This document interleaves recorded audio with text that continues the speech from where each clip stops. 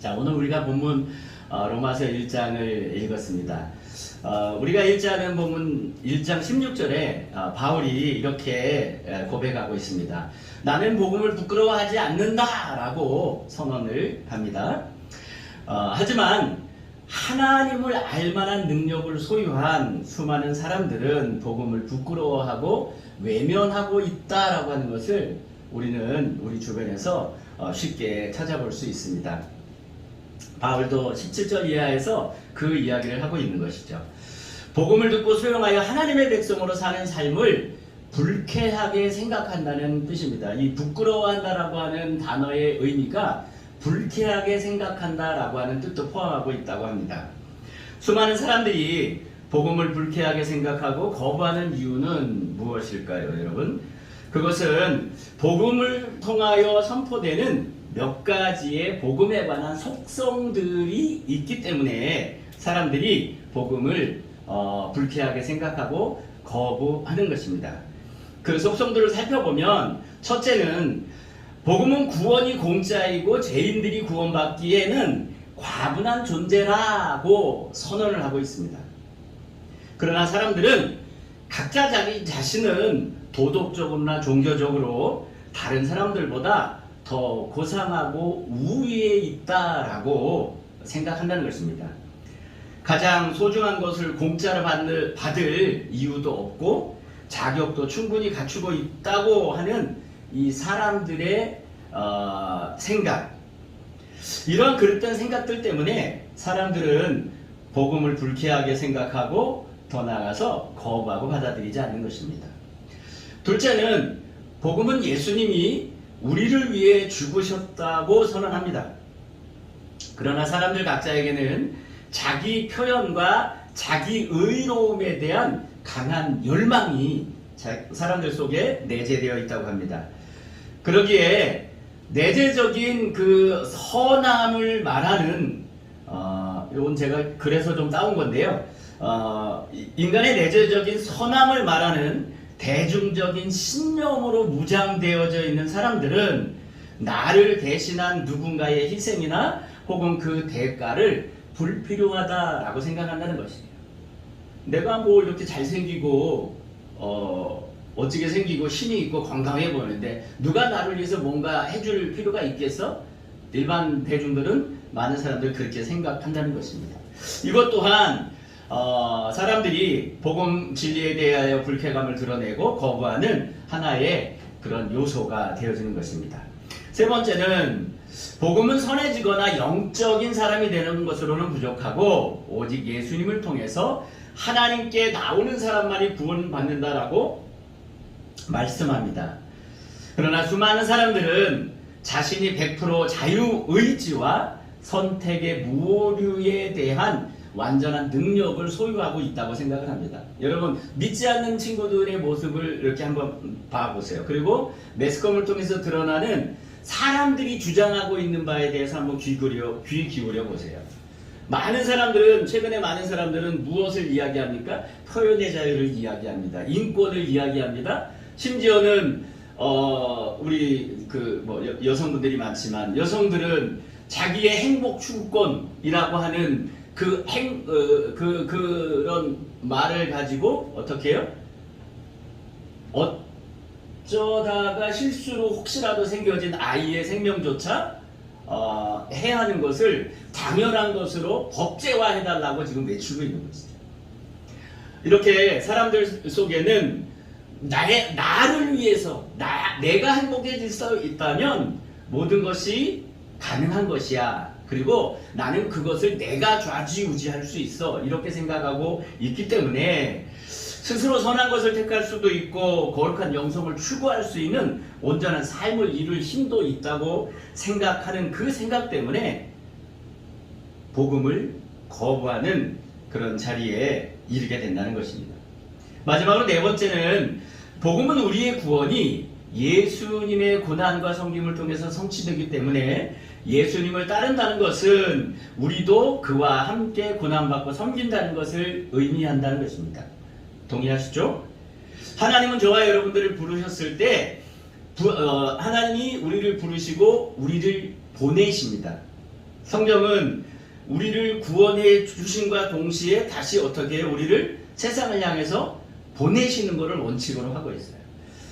베드로 사도도 2장 9절에 베드로전서 2장 9절에 너희가 거룩한 나라고 왕같은 제사장으로 선택된 이유가 있는데 그 이유가 뭔지 알아? 라고 이야기하면서 뭐라고 이야기해요? 하나님의 기이한 법을 선전하게 하기 위해서 너희들을 부른 것이야.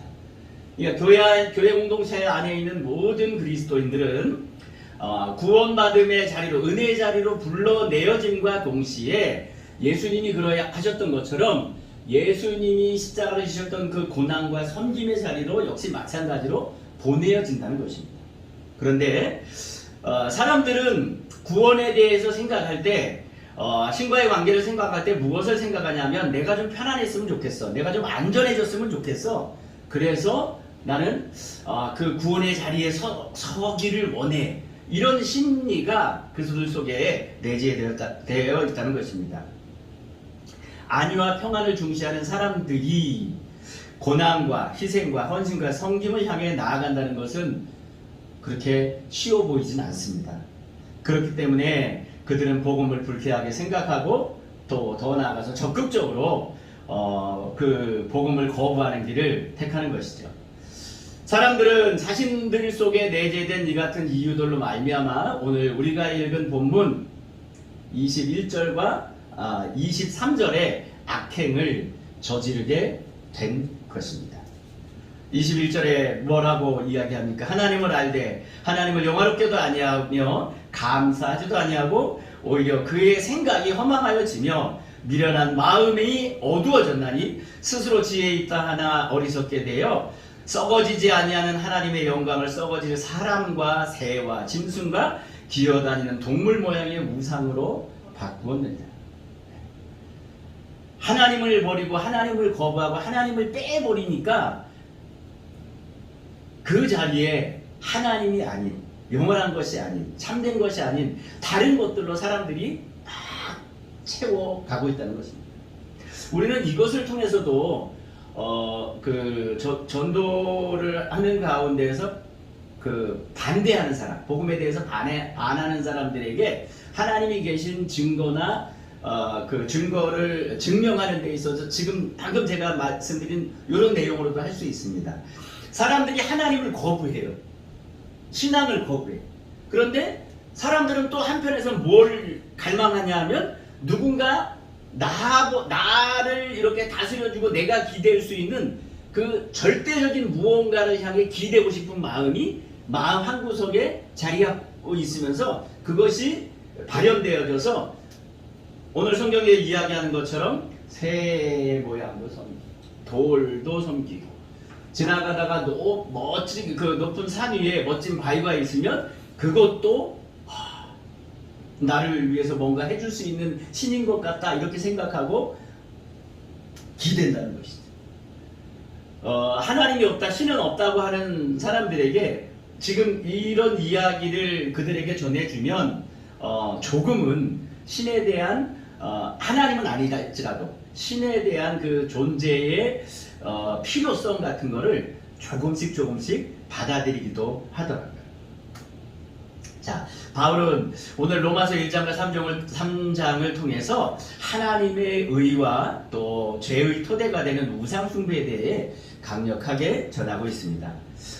우리가 아는 것처럼 성경이 말하고 있는 우상숭배란 무엇일까요, 여러분? 그것은 하나님 이외의 사람, 동물, 자연, 이념 이런 것들을 신격화하고 섬기는 것입니다. 말씀드렸던 이런 물질적인 그런 요소들보다는 저는 이념이라고 하는 것에 조금 더 집중하고 싶습니다. 이 여러 가지 요소들 중에 이 이념이라고 하는 게 사람을 우상의 자리로 이끄는 가장 중요한 요소인 것 같아요. 사물을 보는 관점, 다시 말해서 세계관이라고 하는 것이 복음의 진리를 적극적으로 부인하고 각자의 소견에 좋은 대로 우상을 숭배하는 길로 나아가는 그런 요소가 되어진다는 것입니다. 복음을 거부하고 그릇된 세계관을 갖게 된 사람들은 자신의 삶의 영역에서 많은 악 영향을 발휘하고 있습니다. 종교, 정치, 경제, 사회, 문화, 예술 모든 영역에서 기득권자의 자리에 서서 악한 세상을 만들어 가고 있습니다. 요즘 우리 사회를 보면 정치와 종교의 영역에서 그 악함이 더 확실하게 드러나고 있는 듯해요. 저에게 지금 그 종말의 때에 대해서 늘 이렇게 하루에도 두세 번씩 문자를 보내주시는 한 형제가 있습니다. 그분이 보내주는 그 지난 몇 년간 동안의 그 문자들을 바라보면서 코로나 기간 중에 성경을 다른 건 할 것이 없어서 성경만 한번 열심히 읽어봤습니다. 그래서 작년 같은 경우에는 신약 성경을 12번 정도 읽고 구약 성경을 6번 정도 읽은 것 같아요. 읽으면서 그분이 전해주는 그런 내용들과 이런 것들을 이렇게 보면서 어떤 생각을 하게 됐냐면, 방금 전에 그 부각을 드러내고 있다는 정치나 종교 영역에서 지금 벌어지고 있는 여러 가지 일들이 이게 어느 순간 한순간에도 다니엘서에 나온 것처럼 멸망에 가증한 것들이 거룩한 곳에 선 것을 보면 주님 오실 때가 이루어진 줄 알아라라고 하는 그 선언이 한순간에 또 이루어질 수 있겠구나라고 하는 그런 그 은혜를 혼자 받으면서 미소 지었던 시간들이 있었습니다.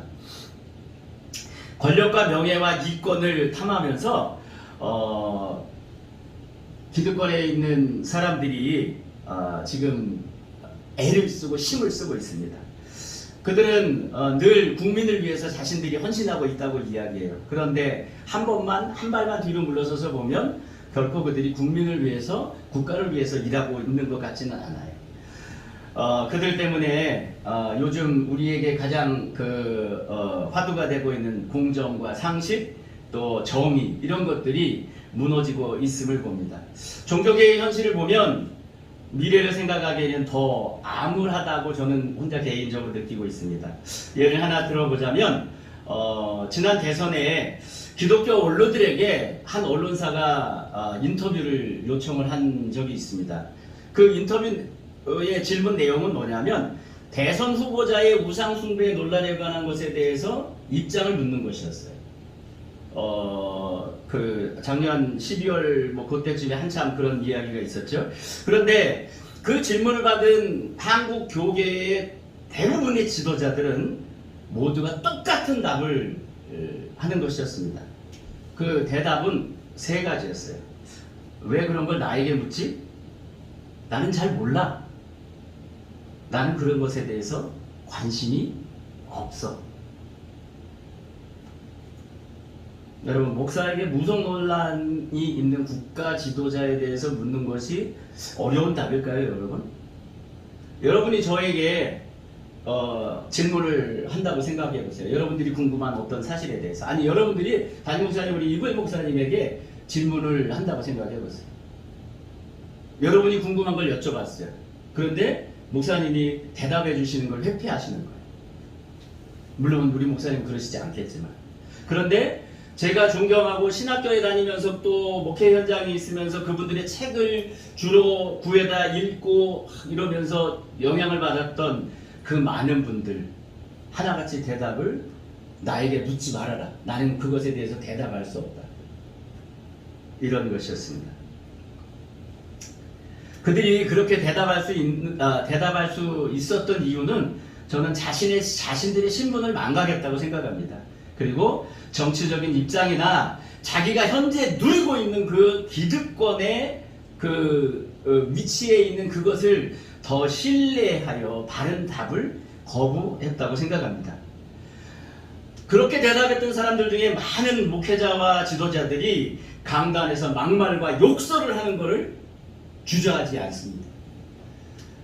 그들이 말하는 것을 이렇게 들어보면 무슬림에 대해서는 타파해야 된다 이렇게 이야기합니다.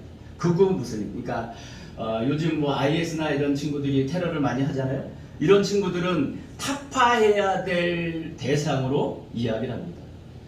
그리고 가장 제가 충격받았던 게 뭐냐면 어떤 한 목사님이 그렇게 이야기해요. 우상을 섬기는 지도자는 가가지고 전도하면 개종할 수 있대요. 그런데 우리가 흔히 이야기하는 뭐 진보적인 사람들을 일컬어서 이야기하는 그 뭐 주사파라고 하는 뭐 그런 친구들 있잖아요. 80년대에 한참 돌 던지고 했던 이런 친구들. 그 주사파는 복음을 전해도 절대로 돌아설 인간들이 아니기 때문에 죽여도 된다. 이런 이야기를 강단에서 하시더라고요. 그런 이야기를 들으면서 충격을 받아서 도대체 성경에 그런 이야기가 있을까? 수도 없이 뒤져봤어요. 그런데 성경 그 어디에도 사상이나 또 믿음에 관한 그런 일들 때문에 하나님이 생명을 취해도 좋다라고 언급했던 곳이 이스라엘 백성들이 가나안 땅에 들어가기 위해 정복 전쟁을 할 때 말고는 없어요. 그리고 그 가운데에서도 하나님은 이스라엘 백성들을 이끌고 가는 지도자들에게 그런 악함을 행하지 않도록 성경을 보면 이스라엘 백성들이 패망한 이유는 하나님을 거부하고 우상을 섬겼기 때문이에요. 그런데 바벨론, 아수르, 애굽 이런 모든 나라가 하나님 앞에 징벌을 받고 패망한 이유는 뭐냐면 그들이 하나님 앞에 부여받은 그 사명이나 이런 것들을 행사하면서 너무 강팍하게 완악하게 했기 때문에 하나님이 그들을 용서하지 않으시고 멸망시켜 버리셨어요. 성경 한번 읽어보세요. 그 대선지서를 읽어보면 하나님이 그 이스라엘 백성들 주변에 있는 모든 나라를 무너뜨리신 이유가 너희들이 너무 강팍했다, 악했다, 공의를 행치 않았다, 국률을 행하지 않았다, 사람의 생명을 존중하지 않았다, 이런 이유들로 그 나라들을 멀리하셨어요. 오직 이스라엘 백성들을 향해서만 너희들이 섬긴 그 나를 버리고 섬긴 그 우상의 죄 때문에 내가 너희들을 벌한다라고 말씀하고 계신 것을 보게 됩니다. 그런 면에서 본다면 구약시대에도 신약시대에도 그리고 지금을 살고 있는 우리 현재에도 복음을 부끄러워하고 거부하려는 이 세계관이 가장 큰 문제인 듯합니다. 복음의 가치가 아닌 하나님보다 더 소중하게 생각되는 그 무엇 때문에 하나님의 백성으로서의 정체성을 잃어가고 있는 것은 아닐까 생각합니다. 사랑하는 성도 여러분, 복음 진리가 아닌 인간 중심의 어떤 규칙이나 법을 만들려고 할 때 유럽이나 미국 등 외국의 사례를 가져다가 논리를 펴기도 합니다. 이거는 어떤 정치적인 성향을 갖고 있느냐 이것과 상관없이 제가 최근에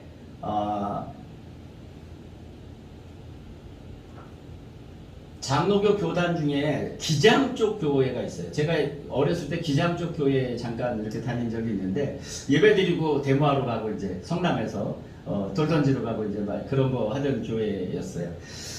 최근에 기장 쪽에 있는 교회와 감리교의 일부 교회들을 중심으로 해가지고 교회에서 뭐 이런 동성애나 이런 것들을 허락해줘야 된다. 성소수자들에 대해서 허락해줘야 된다라고 이야기를 하면서 뭘 얘기하냐면 이미 유럽 교회와 미국 교회가 그 모든 것을 다 열어줬다는 거예요.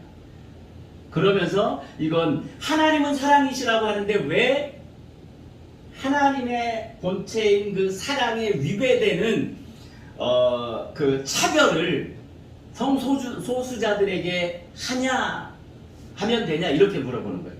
여러분 이 논리가 과연 맞을까요? 틀릴까요? 맞지 않습니다. 여러분. 하나님에 대해서 막 이야기하는 것처럼 보이지만 그러나 그들이 이야기하는 것들 속에는 하나님을 완전히 거절하는 거죠.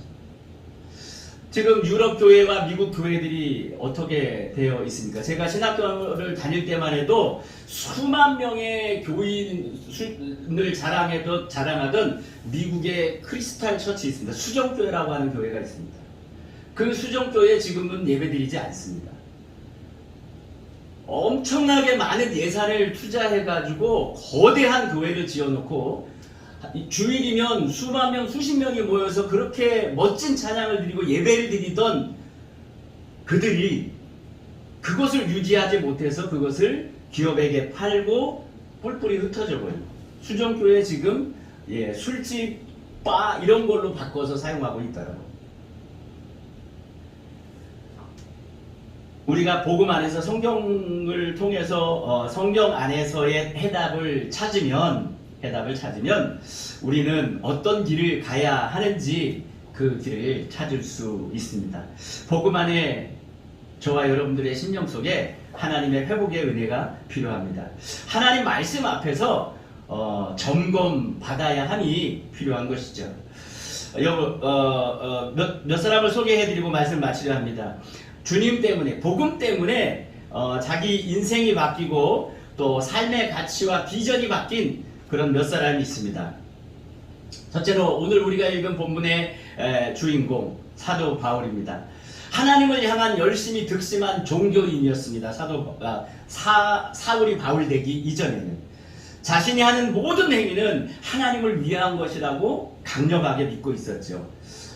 그렇기 때문에 그는 예수님을 믿는 성도들을 박해하고 또 스데반이 순교의 자리에 처하게 됐을 때 그것에 대해서 동의하고 핍박자가 되는 것을 주저하지 않았던 그런 인물입니다. 그러나 그가 자기가 가지고 있는 그 종교적 열심을 가지고 다메섹으로 가다가 주님을 만났을 때에, 주님을 만난 이후에 사울이 바울 되어지는 그런 역사를 경험하고 그는 하나님 앞에서 또 성도들 앞에, 이웃들 앞에 순교자의 자리도 마다하지 않는 그런 전도자로서의 삶을 살아드렸습니다. 또한 20세기의 영국과 미국 교회들 그리고 개발도상국의 여러 교회에 큰 영향을 준 존 스토트라고 하는 목회자가 있습니다. 그는 로마서를 통해서 복음을 깨닫고 인생이 바뀐 영향력 있는 삶을 산 사역자 중에 한 사람입니다. 존 스토트 목사는 우리가 읽은 오늘 본문에 대해서 이렇게 고백했습니다. 로마서 18장과 30절에 나타난 인간의 보편적인 죄와 허물에 대한 바울의 신랄한 폭로는 사람들이 감정적 요구에 몰두하는 피상적 복음주의로부터 나를 구해냈다. 종교적인 어떤 종교인으로서의 그런 모습을 보여주는 많은 사람들, 자식이 자신뿐만 아니라 그런 모습 속에서 참된 복음이 무엇인지, 참된 진리가 무엇인지, 내가 무엇을 위해서 하나님을 위하여 살아갈 것인지를 새롭게 깨닫고 그는 설교가로서 전 세계의 많은 교회와 교회 지도자들에게 또 성도들에게 지대한 영향을 미쳤습니다. 마지막으로 한 사람 마르틴 루터라고 하는 종교개혁자가 있습니다. 그는 하나님 모시기에 의로운 삶을 살아야 구원을 받을 수 있다고 교육을 받으며 살았다고 해요. 그래서 그가 수도사로 경건과 의로운 삶을 위해서 애썼지만 그러나 자기가 애쓰면 애쓸수록 늘 자신에게 불가능한 것을 요구하시고 자기가 실패하도록 내버려 두시는 것 같은 그 하나님을 느낄 때마다 하나님에 대해서 환멸을 느끼며 살아가고 있었다고 합니다. 힘겹게 살던 어느 날 마르틴 루터는 로마서 1장 17절 복음에는 하나님의 의가 나타나서 믿음으로 믿음에 이르게 하나니 라고 하는 이 말씀 앞에 직면하게 되었고 하나님의 의에 대한 하나님의 의가 자신의 연약함과 자신의 죄성으로부터 자신을 구원할 수 있다. 그리고 나에게 새 힘을 줄 수 있다라고 하는 이 진리를 깨닫고 종교개혁가로 하나님 앞에 또 이웃들 앞에 교회 앞에 헌신하는 헌신된 삶을 살았습니다. 복음은 저와 여러분들이 따라야 할 어떤 충고를 이야기하는 것이 아닙니다. 또한 복음은 근본적으로 우리의 인생과 꿈, 우리의 개인적인 희망에 대한 메시지도 아닙니다. 여기서 잘 들으셔야 됩니다. 자, 우리의 개인적인 꿈이나 희망을 복음에 투영하라고 복음이 우리에게 제시된 것이 아니라는 거예요. 그럼에도 불구하고 참된 복음은 사람이신 예수 그리스도, 즉 하나님의 아들에 관한 선포이기 때문에 그 복음 안에 있는 우리의 인생과 꿈과 희망에 새로운 변화를 선물로 가져다 준다는 것입니다. 복음을 통해서 내가 복음을 통해서 뭔가를 이루어야지 이게 아니고 복음이 우리 안에 들어와서 하나님이 우리의 심령에서 타고 갈아오는 역사를 이루셨을 때 우리의 비전과 꿈과 바라보는 것, 세계관이 바뀐다는 거죠. 그리고 그 바뀐 하나님이 원하시는 그 세계관으로의 삶을 우리가 살아가도록 이끌어 주신다는 것입니다. 그렇기 때문에 여러분, 복음은 우리 시대에 맞게 고치거나 살아가는데 거북하지 않도록 희석시키거나 변화시켜서는 절대로 안 되는 것입니다. 이 암울한 시대에 우리가 집중해야 할 방향은 분명해 보입니다. 우리는 복음 안에서 복음으로의 회복을 통해 하나님의 진노가 이 땅에 임하는 것을 막을 수 있습니다. 사랑하는 성도 여러분, 그것이 저와 여러분들에게, 우리 그리스도인들에게 주어진 이 말세지말의 사명일 것입니다. 복음을 거부하고 각자의 소변에 좋은 대로의 방탕한 삶이 아닌 하나님의 의를 힘입은 승리자의 삶으로 저와 여러분들의 삶이 날마다 새로워지시길 주님의 이름으로 축복합니다.